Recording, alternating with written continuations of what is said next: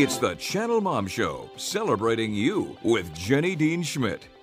I want to get right into our news moms can use, and I will wait for my commentary. Normally I do that first, but this morning I feel like we should get straight into the news for the latest update on the heartbreaking events that have unfolded in Aurora, Colorado since early Friday morning. Although Channel Mom can be heard nationwide on the web, of course, we broadcast out of Denver right here on Mile High Sports Radio. So this tragic story has hit very close to home for us here on the Channel Mom Show. So that is why we're going to go straight into the news. And we do have a guest who was unfortunately at the scene of the shooting. He was in the theater. So we're going to go to him here in just a second.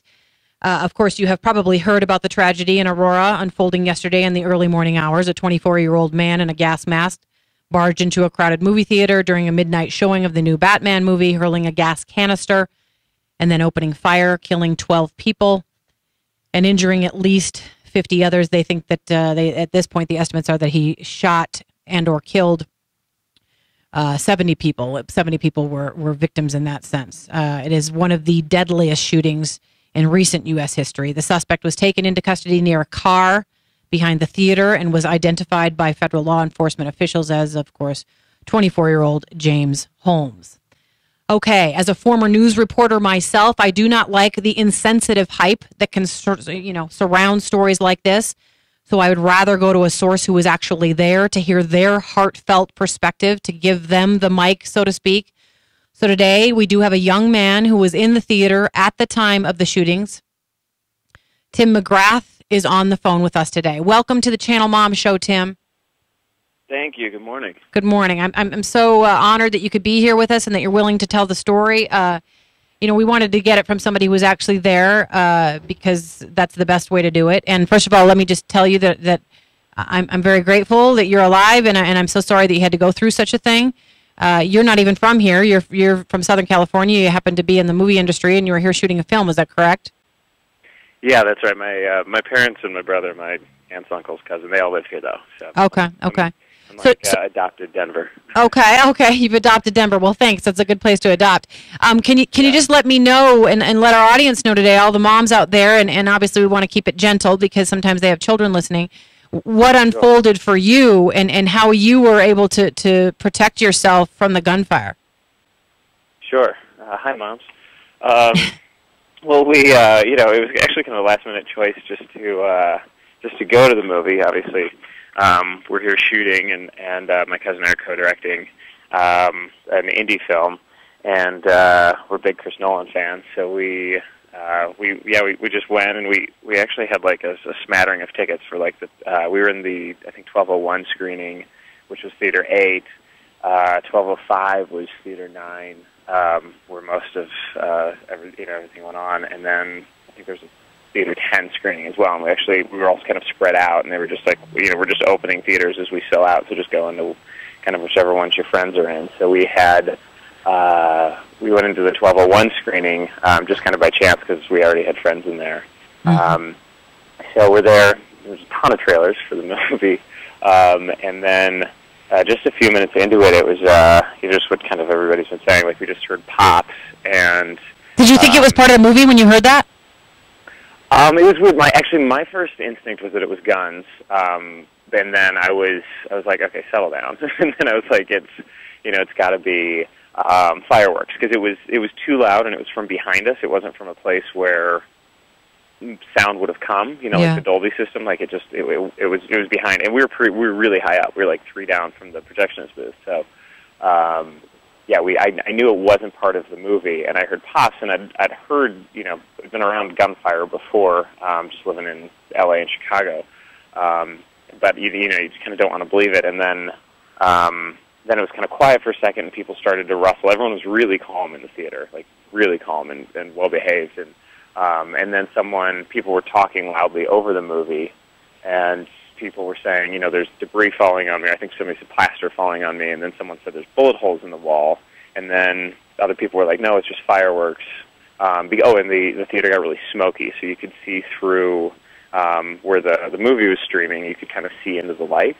Yeah. And then so people started to kind of rustle around, and then we heard several more pops, and then everyone kind of started to get up, and with the pops, some of the other people were said they saw flashes. So it's very confusing. I mean, you just don't know what was going on, and even looking back, we don't know if he came in because he was out in the lobby waiting for people as they were coming out and shooting them. So kind of hearing it back and trying to put the pieces together, we don't know if he stepped into our theater and shot. You just don't know. Because it was just chaos in a couple of theaters, I guess. A couple of theaters were chaos. Yeah, we were the second one. So it's it's almost like in a way, we don't. The ones my friends and I were in our theater were we didn't have a guy walking up the aisles shooting at us, so we don't really almost feel like we were there in a way. Yeah. Even though guns, they've told us later that bullets were coming into our theater. Right. And so after the second round of pops, everyone started to very slowly make their way out, and people started saying, "Don't walk out. He just shot people that walked out." Yeah, that's what I understand. That if people tried to escape, that is when they actually were killed. Is that correct? Yeah. Yeah, that's right. And I don't know, again, because we were really high up, I don't know if it was people from our theater, but I mean, definitely our theater was absolutely packed, and the people that were all walking out, everyone, it was kind of a crush backwards where everyone Sure. was don't go out there, don't go out there. And Tim, tell me how you protected yourself, and just very briefly what your feelings were as it unfolded.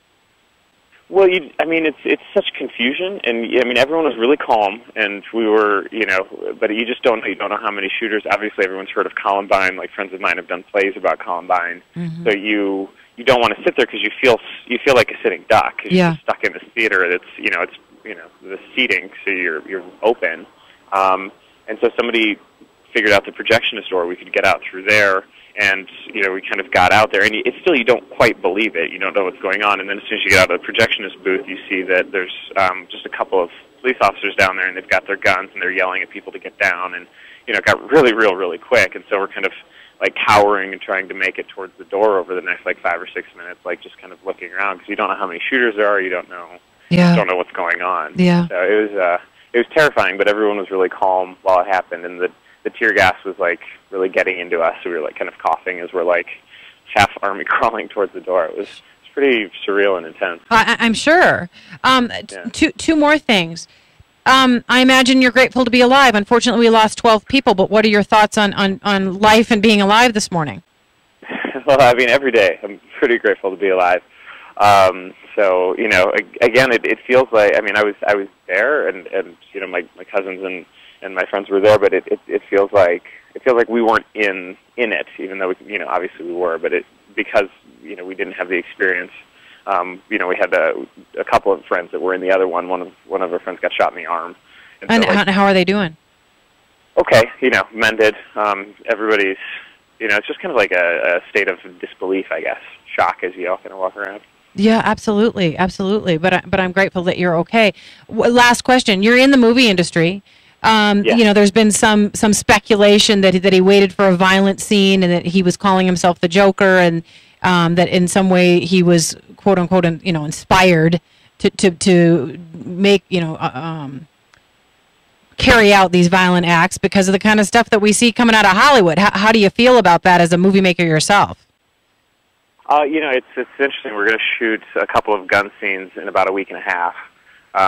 Here, and I don't think I don't think you can blame any one particular influence at any point. And there's such, everyone's accusing everything from the NRA to a gun culture to Hollywood to bad upbringing, and I think there's quite a few people that seem to be able to walk around going to movies and not shooting people up. So right. I'm not going to blame Hollywood for that. It's certainly a rare incident, to say the least. Yeah, and let's hope it's very, very rare. I imagine they'll start beefing up security just as they've done in schools and churches and movie theaters now. Hey, Tim, very kind of you to share your thoughts with us today. We're glad that you're okay. Great. Thank you so much. I appreciate it. All right. Take care and a safe trip back to L.A. All right. Thanks so much. All right. Bye-bye. Bye-bye, Tim. Well, God bless him, and thanks to his friend Emily who helped us get him